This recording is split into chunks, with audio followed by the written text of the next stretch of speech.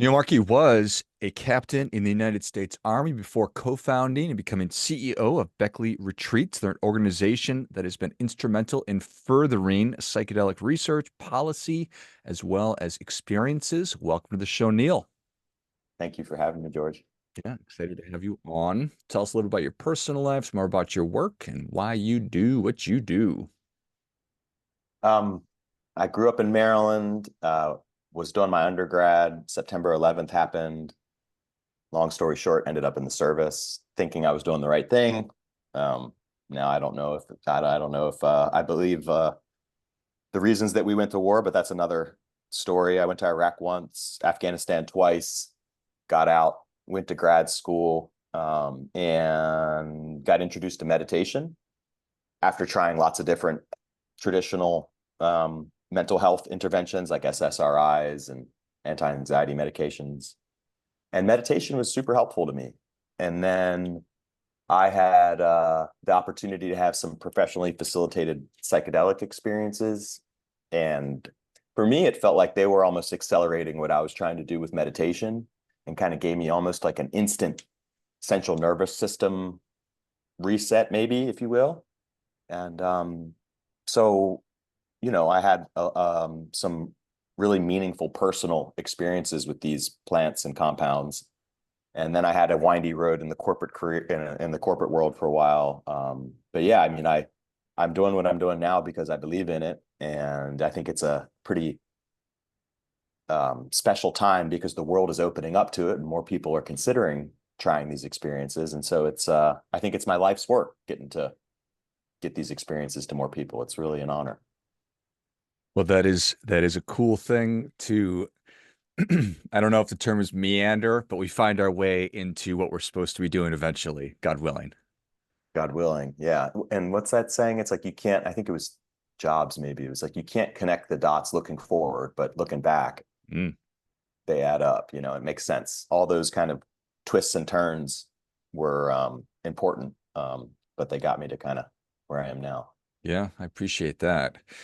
So, what were you looking for? You're addressing a problem with medication, and then you shift to meditation, then you find psychedelics. What was the problem? I was in a state of fight or flight. I mean, I was having trouble sleeping, and then was having a lot of anxiety. And I mean, for me too, I was doing well by some measures. I was at a good school and was getting good job offers. So for me, the insight there is like you really never know what's going on with someone. There's a lot of people out there in the world that are, showing up, but have a tremendous amount of pain. And that was me. And it starts to affect your relationships. You're not present, when you're in this kind of state of fight or flight, you're kind of scanning the world looking for threats, And so instead of being able to um, be present and connect at a deeper level with people, you're in your mind, um, yeah, looking for problems, and it's just a really unhealthy way to live. Wears you out. And so I was looking for a more peaceful, fulfilling way to be. Do you think that you were always that way, or was it your time in the military that made you that way? Um, I was probably, it's a spectrum. Yeah. I think some people are naturally wired to be a little bit more present and in flow and at ease.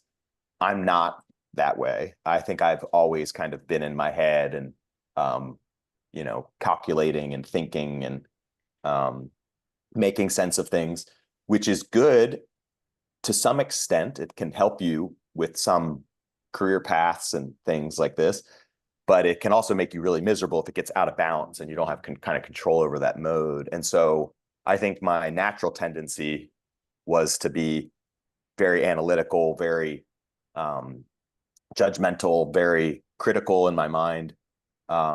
And then the service, you know, dumped on top of that in a big way and like put me into a state that was really quite unhealthy, that took a lot of effort to wind out of and reset. Yeah, I literally can't even imagine.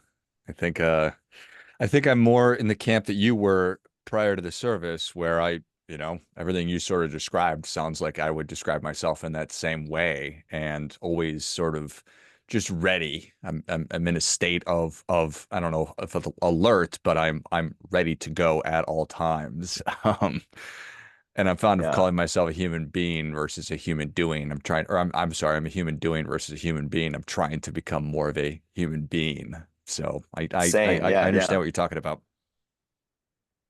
Yeah, it's pretty chronic in the United States for sure, you know. And if you spend some time in other parts of the world, you'll see that the way we are here is not the way it is everywhere.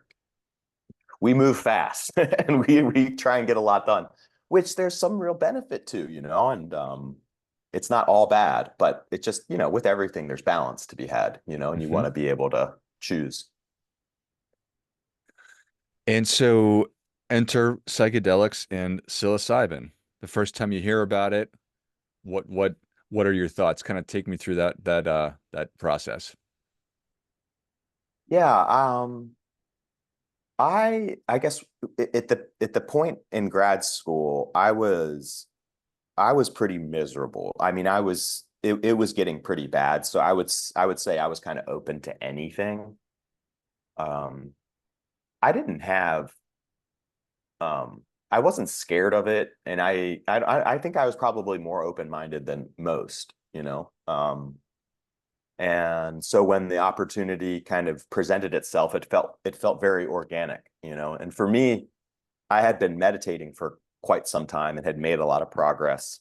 And it came through that same community, which I trusted. And so it wasn't this kind of really wild outside the box thing. It was kind of like, okay, feels like a very next logical step. And I had been doing some research around different modalities that were non-traditional.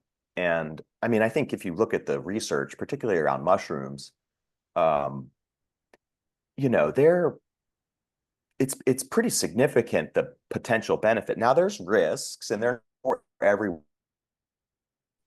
But if you look at the risk reward and compare it to a lot of the things that we get from the established system, it's like, well, it's a no-brainer to try it, you know, a no-brainer, right?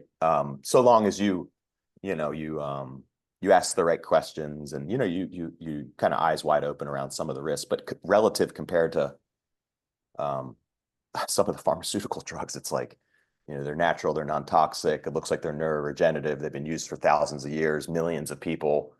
Um, so so yeah, it felt right on time. And what about so I think that certainly makes sense to me that you wouldn't be uncomfortable necessarily with it being with your background and the things that you've done and accomplished throughout the course of your life. So how do you feel like just the public at large has viewed psychedelics and psilocybin over the past 10 years, recent memory? Yeah, I mean, it's been changing pretty dramatically. It's almost unbelievable. But you know, uh the the medical system, you know, we were doing a lot of research on different psychedelics back in the 70s, 60s, 70s, and it looked good then. But then there was the whole drug war, and then you know, everything got rescheduled as a Schedule One. So, you know, that's why, you know, mushrooms are in the same bucket as heroin, which is just like, come on, guys. And so then, you know, a lot of the research went underground or was, you know, paused. And then if you remember, you know, if you're around my age, you remember, you know, Dare, and I mean, that was priority number one, was don't do drugs, you know. At the same time, the big pharmaceutical companies are giving us their drugs, right? But so we got indoctrinated as a society in some ways to think that these were like the boogeyman. And if you took LSD one time, there was a chance you weren't going to come back or you might jump out a window. And these like really kind of obscure one-off cases of bad outcomes got blown up in the media. And so I think, if you hear that stuff over and over and over again as you're growing up, you start to believe it. It's just the way humans are. Now, something happened in the last 10, 5, 2 years where I think it's been a mix of things. I think that in some ways, people are at a breaking point with the Western medical system. I mean, there's been a lot of advances, but by a lot of measures, just fundamentally broken. It's particularly like mental health. If you look at the incident rate over time, the how often we're prescribing medications, it's not working. And I think people are like, okay, guys, you've had decades, something's not checking out here. And you have more and more people going bankrupt because of the Western medical system. And I think so people are just like fed up. And then COVID happened. And I think that kind of pushed people to this breaking point of realizing that this like hustle life and this lack of connection in the way that we live is not sustainable. And then that's all happening at the same time. There's some pretty notable research that's coming out, and Michael Pollan's book, How to Change Your Mind, I think was in some ways a watershed moment, because he was a very well-respected journalist and kind of brought a level of professionalism in and just broke it down, and then you started to have more and more studies that were coming out. So I think it was kind of, a compilation of things that got us to where we are today, which is, people that 5 years ago would have never considered it are like, okay, I'll try it. It's worth considering. And then the research, just continues to add, it's, again, it's not for everyone, not for everything, and not without risks, but relative to what we have, it's certainly worth considering, it's certainly worth studying more. And so, we just had the former COO of Disney World come through. We had the one of the most senior partners from McKinsey and Company come through. So these are people that traditionally weren't doing psychedelics, but now they're seeing it as a way to become more empathetic or improve leadership or cognitive function. Or so it's shifted dramatically in the last few years for sure. Yeah, it's a really interesting thing for sure. And that would perfect segue to my next question. You've got people that view it as a medicine for helping with an ailment, say PTSD. And then Mm-hmm. you've got folks that are looking at it as this is going to just optimize. So what is psilocybin doing to me? Is it doing the same thing to everyone? Am I having a unique experience with it? Yeah, and so I think it has kind of applications across that, spectrum of state of being. And so a lot of the research and emphasis has been around psychedelic psilocybin for clinical indications like treatment-resistant depression or PTSD, and it looks like it can take people that are in really bad shape. And with, I get all these experiences are contextual, so it's not just the compound, but it's the things that happen around the experience. So the therapy that happens around it, or the new habits that get introduced. But it can take people from pretty bad to more stable, right? And then that's positive. It looks like it can also take people that are quite healthy, healthy normals, and get them even higher up that, spectrum to self-actualization, or, some of these higher order things that most of us want as human beings: more empathy, more feeling of awe and joy. And so from a neuroscience perspective, when you take a large dose of psilocybin, what it looks like is happening kind of in the brain and, probably body, central nervous system, is it's creating this neuroplasticity, this openness.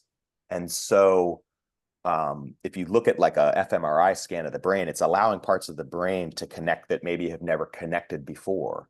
So in some ways, it's just allowing the brain and body to function at a higher level. So if you're just depending on where you are on that spectrum, you can kind of move up that spectrum potentially. And I think that there'll be lots of applications. I think it with the, the right dose and the right approach, it could improve learning, um, could improve, all these kind of creative functions. Um, yeah, it has a pretty profound effect on the brain and central nervous system. I think it's a really exciting thing. And I almost stepped into the trap of describing it as a panacea, which is what we all want. We want to take the magic pill that's going to fix everything. But the reality Yeah, is, this is psilocybin or some other substance we're talking about have many beneficial attributes to it, can help you a lot in addition or in conjunction with other interventions, other healthy living modalities. yeah. Yeah, we're big believers in that, and we try and be very clear with people that there is something very special here with these plants, and we've got to get out of this mindset that we can kind of just take something mindlessly and it's going to fix our problems. No, All better. the right, they they create an opportunity, and but you got to meet it halfway. But if you do that, and that's why, I believe in the way we're presenting it in kind of a structured approach with where we're teaching people different well-being practices and different ways to be, different ways to think. I think you can get a lot of long-term benefit. But what we've seen, I think this is pretty, consensus is if you give people these experiences and you don't do any habit change around it, you don't do any therapy around it, you don't do any different don't try and introduce any new um, ways of being, then people might have a bit of a glow for a period of time. They might feel less anxious or more grateful, but you're going to revert back because by the time you're a young adult, a lot of how we're showing up in the world is it's pretty deeply rooted, and so you need to make a conscious effort to kind of reroute some of those ways of being. Um, But it looks like if you take that opportunity to really put some new habits in place, that new way of being can be more durable, last longer. But but yeah, it's there's still so much to be learned, because it was underground for so long. We don't have long-term studies, but it looks like there's something's pretty special here. Yeah, literally decades of lost time, but Hmm. just is what it is. It just is what it is, Neil. And here we are bringing it to more people. So the way that you've structured the program, walk me through that because I know that you have these amazing retreats, but not everybody can probably get away for those. But tell me all about everything. Yeah, we have programs in Jamaica and the Netherlands, and it's two of the few places where you can use mushrooms fully legally. So it's all above board. There's no gray area. We're insured. All the kind of basic things you would expect out of a business. We are trying to do. We're trying to do this work at a very high level of professionalism. And then, we run a comprehensive kind of integrative health program that has a digital prep where you get access to our catalog of content and the modules. And so we're teaching a lot of these basic well-being practices, meditation, mindful movement, gratitude practice, just basic, simple things that are free that you can do on your own. And we try and give people exposure to lots of different types. And then we really encourage people to select a few that kind of resonate with them. And, we looked at adult learning and habit change science, and we know that, not every technique is for every person. Kind of, there's some taste there. So we try and, give people opportunity to find their way. And then we also get the group dynamic started. So our programs are done in groups, cohorts.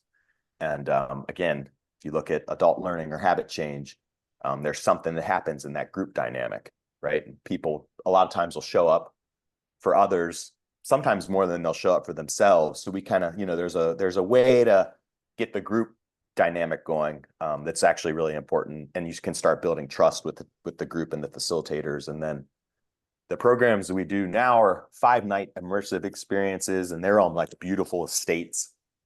So you're deep in nature, digital detox, not super strict. You can have your device, but an opportunity to leave it away, leave it off during the day. And then we're doing all those practices together, but in nature, as a group. And and then the highlight is probably the two psilocybin sessions. Those are on day 2 and day 4, and they're done in a pretty traditional way. Everyone gets their own custom amount of a mushroom tea, which we make in a way that you would see in some of these indigenous communities with, and it's a discussion between you and the senior facilitator. Some people, are more on the lower end of the guidelines, and some people are more on the higher end. It just depends on where that individual is. And we use Western kind of psychotherapy informed approaches for the group work in between. And there's lots of time to be in nature and go to the beach in Jamaica, or be in nature in the Netherlands. And then, when everyone leaves after the immersive portion, then we start immediately with a 6-week digital follow-up or integration, which is mostly self-directed. But again, it's more access to the app, because this is where there's this opportunity, there's this openness for change. And so if you get people to really commit to the meditation, commit to spending more time in nature, commit to journaling or gratitude practice, we have a lot of reason to believe that that's going to stick, because there's this kind of openness. And so it's a really thoughtful, kind of comprehensive program that I think, has been getting really good results, and is really good value. Well, I think it's an exciting time, and certainly with that, the amount of struggles that we collectively human beings are going through, some new approaches I think are very welcome. So I'm excited about it. Thank you so much for coming on. Where can people Thank learn more you. about you, and how can they get involved with Beckley Retreats? Yeah, if you Google Beckley Retreats, we come up. Amanda Fielding is the kind of matriarch of this broader Beckley organization. And if you Google her, you should read about her. She's really iconic, and her story is incredible. And then we do twice a week Q&As. You can also on our site sign up for a one-on-one.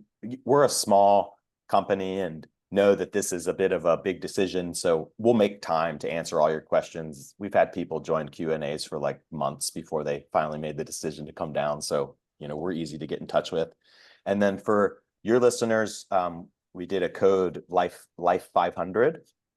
And if you use that code, you can get $500 off a program. And we've got programs, a few times a month in Jamaica and the Netherlands. So we'd be excited to get some of your listeners down. Awesome. Well, if you enjoyed this as much as I did, show Neil your appreciation and share today's show with a friend who also appreciates good ideas. Go to beckleyretreats.com or just Google Beckley Retreats and check out everything that Neil and I have been talking about today. Take advantage of those 2-time-a-week Q&A sessions and figure out if it is the right time, place, and all of those things for you. And if you decide that it is, enter Life 500 at your checkout for $500 off a program. Pretty awesome. Thanks again, Neil. Thank you, George. Appreciate it. Until next time, remember, do your part by doing your best.